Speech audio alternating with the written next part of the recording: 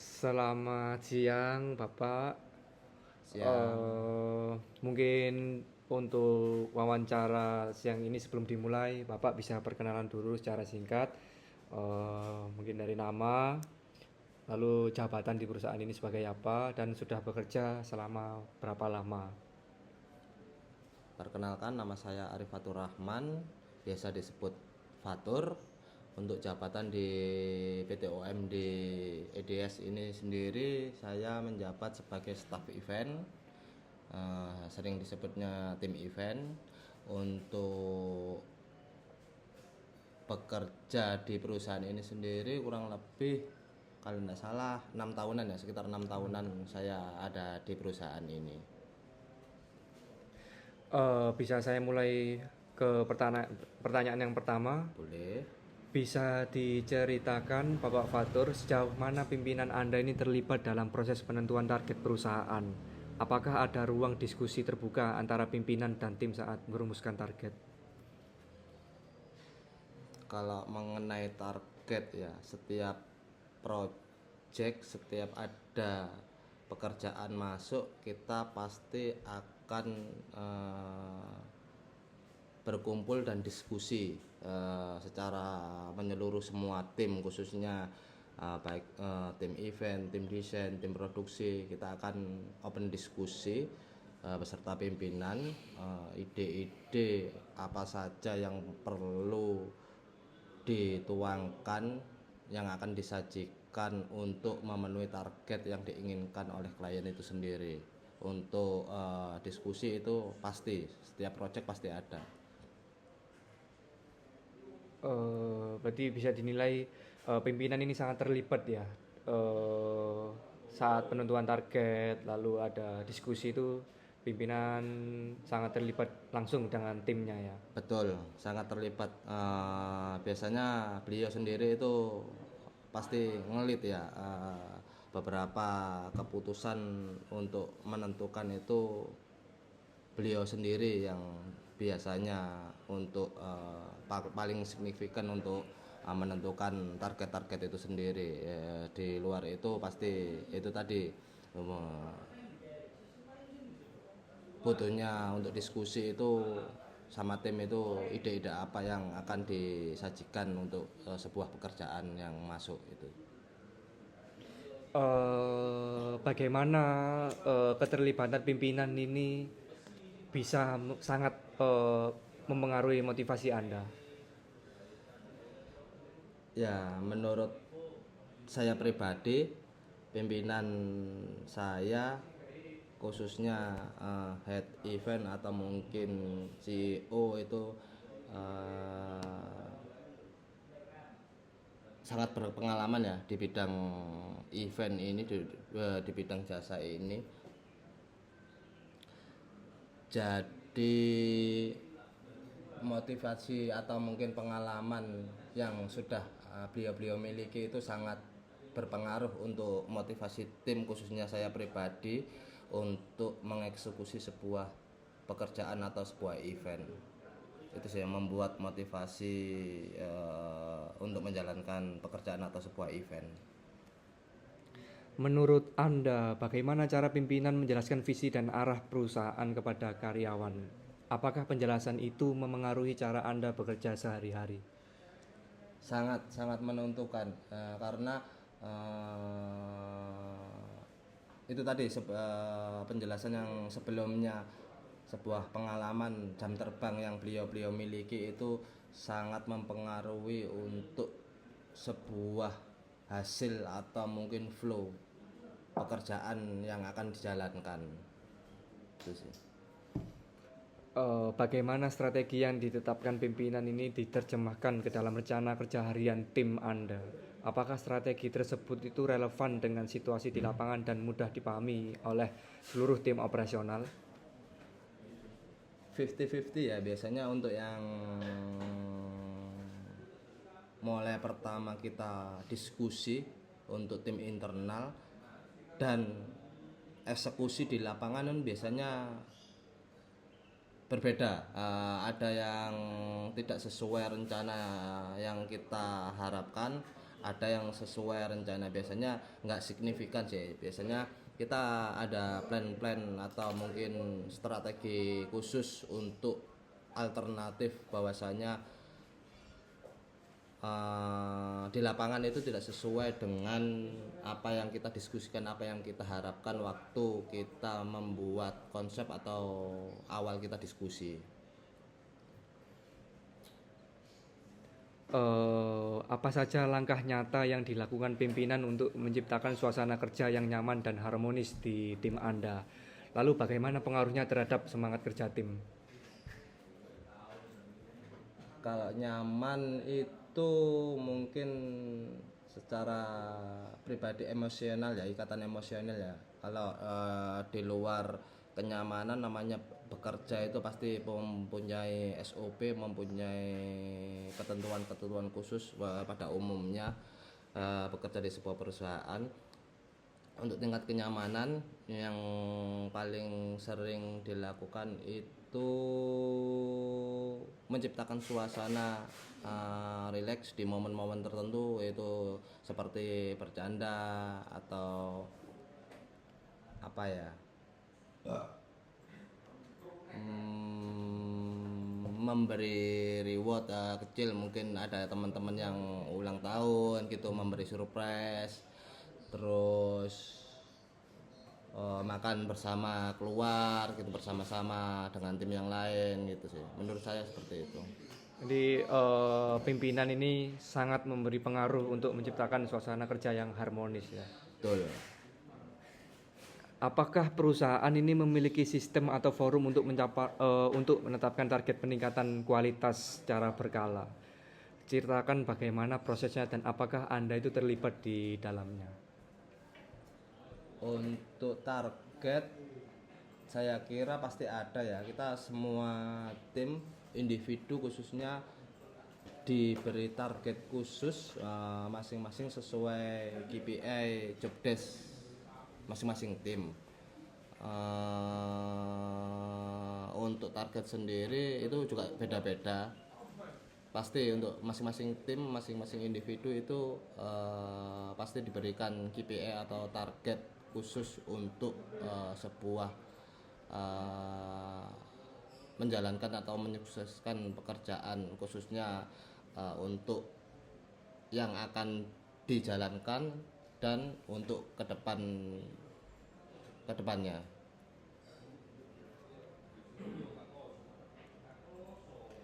Bagaimana bentuk upaya peningkatan kualitas layanan atau produk di perusahaan Anda? Apakah ada mekanisme review atau perbaikan setelah proyek itu selesai? Pastinya ada. Untuk review, kita setelah melakukan pekerjaan atau melakukan sebuah event, kita pasti ada review dan evaluasi ya. Catatan-catatan khusus yang diberikan oleh klien, khususnya miss atau mungkin kendala yang dialami saat menjalankan event, kita akan review dan evaluasi setelah kegiatan itu selesai. Itu khususnya review internal kita ya. Pasti ada untuk evaluasi dan review itu. Dari evaluasi dan review itu outputnya yang diharapkan juga pasti peningkatan mutu secara berkesinambungan ya. Jadi ada perbaikan buat event-event atau proyek-proyek selanjutnya, itu pasti ada ya. Betul. Bagaimana perusahaan menetapkan sasaran atau target kerja untuk setiap posisinya? Apakah Anda itu merasa target yang diberikan relevan dan dapat dicapai? Sangat relevan ya. Untuk KPI itu tadi yang saya jelaskan sebelumnya, untuk masing-masing divisi, masing-masing tim itu pasti mempunyai KPI atau target tersendiri, khususnya kalau nggak menentu semua target itu billing atau mendapatkan pekerjaan ya. Seperti saya sendiri di divisi event itu fokusnya mencari billing ya, mencari klien untuk mendapatkan sebuah pekerjaan. Beda lagi dengan tim-tim desain atau tim admin lainnya, itu pasti targetnya berbeda, khususnya untuk database, untuk upgrade apa yang lagi booming, apa yang lagi rame untuk desain-desain tahun ini dan kedepannya gitu sih. Pasti berbeda untuk masing-masing individu targetnya. Berarti penetapan sasarannya berbeda-beda dan relevan ya sesuai posisinya ya. Betul, sangat relevan. Dalam penentuan sasaran kerja, apakah pendapat Anda sebagai karyawan itu pernah diminta seberapa besar pengaruh suara Anda itu terhadap keputusan akhir? Kalau keputusan akhir itu tetap kembali ke para leader masing-masing semua divisi ya, untuk suara, ide atau mungkin masukan-masukan itu tetap open. Kita semua karyawan dituntut untuk bersuara, khususnya untuk menuangkan ide-ide itu. Kalau penentuan itu kembali lagi ke leader masing-masing. Tapi semua karyawan itu harus dan sangat terlibat ya dalam penentuan suara. Betul, itu harus dan sangat diberikan terlibat. ruang ya maksudnya ya. Lalu dari Pak Fatur mungkin bisa diceritakan bagaimana perusahaan itu mengenali kebutuhan dan ekspektasi dari klien tersebut, dari klien, baik di awal proyek maupun sepanjang prosesnya. Apakah pendekatan tersebut itu berubah sesuai dengan jenis kliennya? Sebuah pekerjaan yang masuk itu pastinya berbeda-beda untuk kebutuhannya, khususnya seperti contoh yang sering kita lakukan, sebuah brief masuk untuk kegiatan activation atau mungkin sampling selling, itu berbeda banget dengan kebutuhan pekerjaan khusus untuk produksi. Jadinya kita melibatkan tim penjualan mobile, ini untuk yang activation ya. Beda lagi dengan untuk yang pekerjaan masuk khusus untuk request bikin booth, bikin stage, bikin gate gitu. Kita nggak melibatkan tim-tim selling atau sampling di dalam kegiatan tersebut. Jadi menyesuaikan brief yang masuk, kebutuhan klien seperti apa, kita sesuaikan dan kita jalankan. Seberapa mudah klien itu menyampaikan masukan atau keluhan, media apa yang bisa digunakan dan bagaimana respon tim terhadap masukan atau keluhan tersebut? Kalau mudah tidaknya itu minor ya menurut saya, karena biasanya klien itu hanya memberikan brief pack garis besar kasaran kegiatan yang dia inginkan. Nah, untuk selebihnya kewajiban kita sebagai IO, jasa kita itu tadi mengembangkan ide apa aja untuk pekerjaan yang diberikan klien, garis besarnya yang disampaikan itu tadi. Nah, ide-ide tersebutlah yang kita akan kemas dan approve-kan kembali ke klien seperti yang sesuai kita diskusikan dengan tim. Khususnya tim produksi juga berbeda dengan tim event. Biasanya yang seperti activation itu tadi, desain apa yang klien butuhkan. Jadi contohnya saya pengen gate, saya pengen bikin panggung yang sedemikian contohnya. Jadi kita akan diskusi dan kita kembangkan gimana sih bagusnya untuk kebutuhan pekerjaan atau kebutuhan klien yang diminta ini. Nah, itu tadi kembali lagi setelah kita diskusi dengan tim, lalu kita eksekusi. Sebelum kita eksekusi pasti kita approve-kan, minta ACC kepada klien kembali. Kalau dibilang akses penyampaian keluhan dan masukan ini dibilang bagus ya untuk aksesnya, maksudnya untuk menyampaikan itu mudah ya. Mudah ya, tipikal klien juga berbeda-beda sih. Kalau mudah atau tidaknya itu tadi kembali lagi, yang penting kita tetap ada komunikasi dan tetap komunikatif dengan klien kita sendiri. Itu tadi yang penting, kita apa yang diminta klien terus kita diskusi, terus kita review apa yang diminta klien sebelum kita jalankan itu tadi. Kalau oke, klien setuju, tinggal kita eksekusinya kayak seperti apa, seperti gimana gitu tadi. Kalau mudah tidaknya itu tergantung kita komunikasi dengan klien. Lalu apabila terjadi keluhan dari klien, bagaimana langkah penyelesaiannya? Apakah ada alur formal dan apakah solusi itu biasanya disepakati bersama dengan klien? Harusnya seperti itu ya, harus sesuai kesepakatan dengan klien. Nah, kembali lagi seperti yang saya sampaikan sebelumnya, semua pekerjaan, semua hal atau semua part sebelum kita eksekusi maupun yang sudah dieksekusi, ketika ada keluhan kita bakal ada komunikasi kembali kepada klien. Jadinya seperti mencari solusi bersama ya. Nah, jadi enaknya seperti apa ketika nggak sesuai ekspektasi atau ada kendala di lapangan gitu. Untuk alurnya biasanya formal atau ada yang santai gitu untuk penyelesaian keluhannya. Beberapa tipikal perusahaan khususnya klien-klien itu ada yang formal, khususnya perusahaan-perusahaan besar, kadang tergantung PIC-nya masing-masing. Terkadang itu PIC sebuah perusahaan atau klien kita itu enggak usah di forum, enak kita ngobrol di luar aja sambil ngopi biar santai gitu. Biasanya hal seperti itu pasti ada.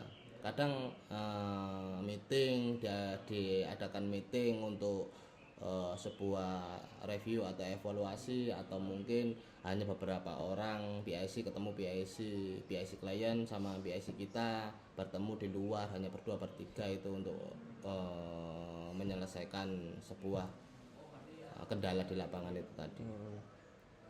Lalu bagaimana sistem penyampaian informasi penting dari manajemen ke seluruh tim? Apakah informasi tersebut itu tersampaikan secara merata dan tepat waktu, terutama dalam proyek yang dinamis? Kalau proyek, semua pekerjaan, semua proyek pasti tersampaikan, khususnya informasi itu pasti tersampaikan di grup WhatsApp perusahaan sama email ya. Untuk part-part tertentu mungkin hanya para leader sama pimpinan aja yang hanya mendapatkan informasi itu sebelum disampaikan ke tim yang lain. Itu sih. Untuk transfer informasinya bisa dibilang cukup baik atau kadang masih ada informasi yang belum tersampaikan secara jelas yang itu bisa mengakibatkan misinformasi itu. Menurut saya untuk penyampaian informasi itu sudah cukup baik dengan media yang sudah ada saat ini. Cuman kembali lagi ke individu masing-masing. Kadang-kadang itu setiap individu kan berbeda-beda. Kadang ada yang lagi hektik gitu, kurang fokus gitu, jadinya terlewat informasi-informasi yang sudah disampaikan itu terlewat. Jadinya ada miskomunikasi antar tim. Itu sih harusnya sudah tepat sesuai media yang ada saat ini. Bagaimana Anda ini menilai ketersediaan perangkat kerja seperti software dan hardware? Apakah sesuai kebutuhan dan mendukung pekerjaan Anda secara efektif?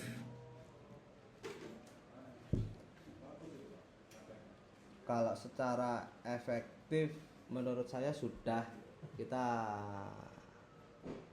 juga berusaha selalu upgrade untuk dalam segala hal, khususnya software, perangkat-perangkat yang lain. Cuman itu tadi kendalanya,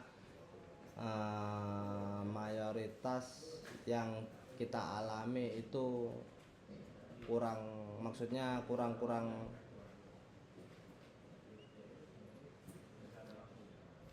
sesuai kebutuhan kita.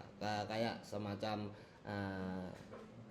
kita itu harusnya sudah memakai, semua pakai handphone ya, ini ambil contoh ya, tapi saya menyampaikan semua itu harusnya itu memakai iPhone, tapi ada beberapa tim itu yang memakai contohnya Samsung, Android yang lain. Itu sih mungkin beberapa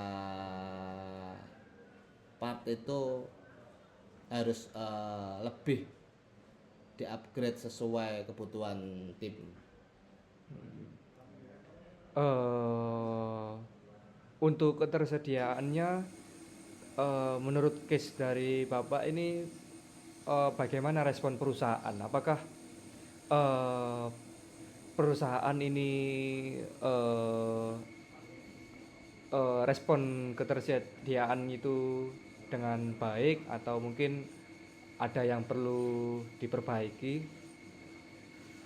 Kalau menanggapi hal itu responsibel pasti direspon ya, cuman untuk eksekusinya pasti itu menyesuaikan keadaan dari situasi dan keadaan yang dialami saat ini ya, khususnya secara finansial, secara butuh banget enggak sih sekarang, besok apakah bisa ya, intinya ditunda dulu, menunda sebuah upgrade itu tadi. Untuk responsibel pasti direspon.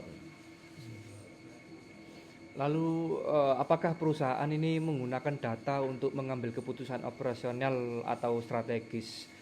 Bisa Anda berikan contoh bagaimana data atau evaluasi itu digunakan untuk perbaikan? Data seperti apa ini? Kalau case di perusahaan jasa ini, khususnya di IO ini mungkin lebih ke data dari tipikal kliennya. Mungkin kalau ada klien dari tahun lalu yang bikin project di tahun ini lagi, kan data yang dimaksud ini sudah paham dengan tipikal kliennya sebelum OMD ini mengambil keputusan strategis dalam operasionalnya.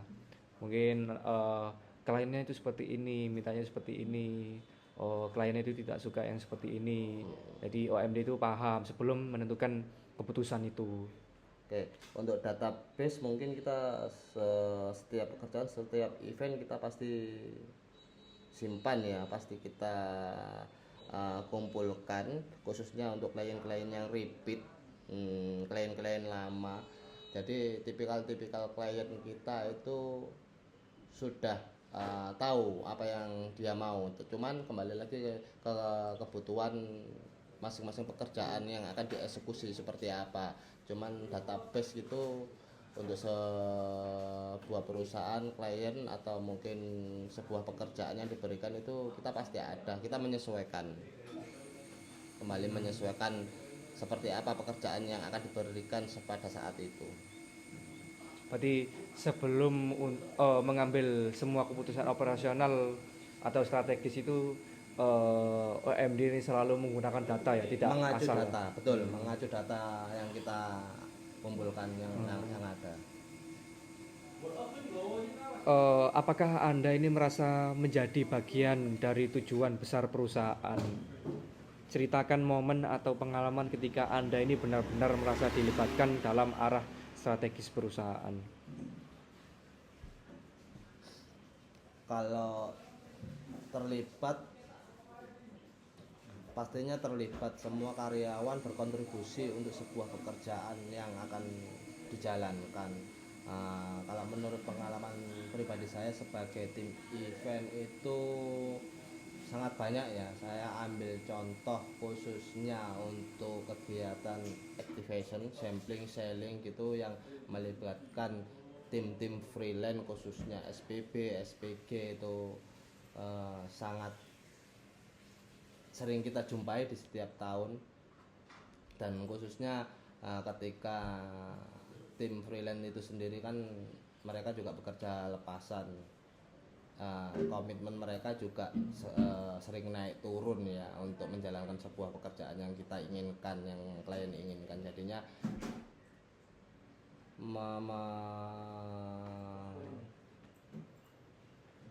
mengemas mood tim itu secara mereka bukan internal ya, mereka pekerja lepasan ya. Itu tadi yang menurut saya pengalaman yang paling menyenangkan bagi saya ya. beberapa tipikal orang baru di luar sana, kita harus mengatur flow-nya seperti yang kita inginkan. Itu momen yang paling menurut saya sih gampang-gampang susah untuk mencapai target pekerjaan yang diinginkan klien dan kita. Berarti dari Pak Fatur merasa menjadi bagian dari tujuan besar perusahaan ya. Betul. Kalau dari momennya sendiri mungkin bisa mengatur untuk freelance-nya itu supaya bisa mengemban tanggung jawab sesuai dengan Pekerjaan job desk masing-masing. Jadi Pak Fatur itu bisa memastikan itu semua ya supaya event itu berjalan lancar. betul. Lalu bagaimana perusahaan itu menghargai kontribusi seluruh karyawannya? Apakah penghargaan tersebut itu hanya berupa finansial atau juga dalam bentuk pengakuan non material? Kalau di sebuah perusahaan non material itu mungkin reward atau mungkin semacam ucapan itu pasti diberikan. Selebihnya yang paling penting emang kalau sebuah pekerjaan itu tolak ukurnya harus angka ya, material itu tadi. Menurut saya seperti itu sih. Lalu untuk penghargaan berupa finansial juga didapatkan. Dapat setiap KPI pasti akan ada angkanya untuk achieve atau mencapai target itu. Lalu apa saja pelatihan yang pernah Anda ikuti melalui perusahaan? Menurut Anda, apakah pelatihan tersebut itu mendukung peningkatan kualitas kerja dan pengembangan pribadi? Pelatihan yang saya maksud di sini tuh lebih ke kayak misal case-nya itu Pak Idam mengikuti pelatihan K3 keselamatan kerja, lalu ada Pak Ariska mengikuti pelatihan perpajakan. Itu semua pelatihan itu dilakukan secara eksternal perusahaan tapi di-provide oleh perusahaan itu sendiri. Menurut saya belum pernah ya, selama saya bekerja di sini belum pernah mengikuti pelatihan-pelatihan yang dimaksud itu tadi. Belum ada pengalaman perusahaan menyuruh atau memberikan tanggung jawab untuk mengikuti pelatihan untuk saya pribadi. Berarti pelatihan ini diadakan tergantung sesuai kebutuhan dari masing-masing karyawannya. Betul. Dan skopnya ya. Tapi meskipun kalaupun tidak ada pelatihan yang di-provide oleh perusahaan atau mungkin memang masih belum ada, apakah perusahaan ini memberikan ruang untuk setiap karyawannya itu supaya bisa meningkatkan kualitas kerja dan pengembangan pribadi masing-masing individu? Mengingat kalau dari semua perusahaan karyawannya kan pasti memiliki banyak waktu luang atau free time itu kan yang bisa digunakan untuk mengembangkan soft skill masing-masing. Nah, apakah perusahaan OMD ini support karyawannya yang memanfaatkan waktu luang itu sebaik mungkin untuk meningkatkan kualitas kerjanya? Sangat memberikan ruang. Mungkin seperti saya ambil contoh, kalau ada sebuah konser atau kegiatan gitu yang dihandle EO atau operator lain, kita disuruh datang untuk melihat bagaimana eksekusinya, bagaimana part-part yang mereka jalankan. Itu sebagai pembelajaran atau brainstorm untuk secara pribadi kita masing-masing, dan harapannya akan dikembangkan di dalam perusahaan kita sendiri. Apakah Anda merasa proses kerja harian di perusahaan ini sudah mencerminkan visi perusahaan? Bagaimana keterkaitan dengan antara SOP, arahan manajemen, dan eksekusi lapangan? Kalau SOP mungkin secara eksekusi mungkin mau nggak mau tetap harus dijalankan, soalnya itu ketentuan yang dibuat oleh perusahaan. Cuman untuk yang karyawan menjalankan atau tidak itu tergantung pribadi masing-masing, khususnya mungkin case-case tertentu ya untuk operasional sehari-hari, khususnya datang tepat waktu, pulang sesuai jam gitu, enggak keluar tanpa izin gitu sih. Mungkin case-nya minor ya, itu cuma beberapa aja, kasus-kasus tertentu aja, nggak mayoritas. Cuman secara SOP itu tetap akan dijalankan semua karyawan yang ada. Kalau ada skala penilaian dari 1 sampai 10 terkait proses kerja ini, apakah sudah terintegrasi dengan visi perusahaan atau belum, Bapak Fatur bisa memberikan nilai berapa? 1 sampai 10 ya? Iya. 8. Saya menilai sendiri kita juga nggak cukup baik, juga nggak terlalu buruk. Menurut saya untuk angkanya di 8 untuk penilaian saya. Bagaimana perusahaan mengelola aspek keamanan kerja, terutama saat menangani proyek besar atau teknis? Apakah standar keselamatan itu diterapkan dengan konsisten? Kalau bilang soal keselamatan kerja itu pasti ya, itu prioritas yang harus dijalankan di semua perusahaan. Cuman bukan cuman ya, perusahaan juga akan memilih atau memberikan tanggung jawab itu sendiri, melihat masing-masing tim, masing-masing individu yang akan menjalankan sebuah kegiatan atau pekerjaan tersebut.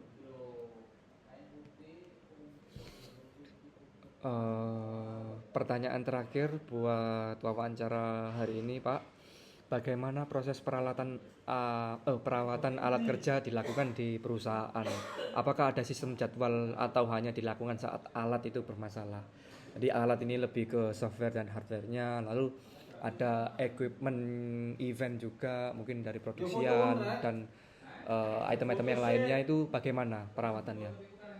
Untuk ini tadi case-nya untuk perawatan sendiri, karena tidak sombong ya, setiap event kita itu pasti equipmentnya banyak sekali dan kita kurang aware untuk memberikan perawatan itu sendiri. Jadi case-case-nya setiap kali ada event baru kita akan melakukan persiapan, jadinya baru ketahuan, oh ini nggak layak pakai, oh ini rusak perlu perbaikan. Jadi seperti itu, jadinya per momen. Kalau dibilang rutin, perawatannya rutin sih enggak ya, per momen aja ketika ada case, ada kendala, perlu perbaikan, perlu reskin atau perlu ganti baru lagi, itu per momen, tidak rutin setiap minggu, setiap bulan gitu, enggak. Jadi per momen ketika kita membutuhkan equipment atau barang tersebut, kita cari, kita prepare dulu, ini layak pakai atau enggak, baru case-case tersebut akan ketahuan. Itu sih. Baik Pak Fatur, sekian buat wawancara hari ini. Terima kasih atas waktunya. Semoga hasil wawancara ini bisa bermanfaat buat perusahaan ke depannya. Amin. Terima kasih. Terima kasih Pak.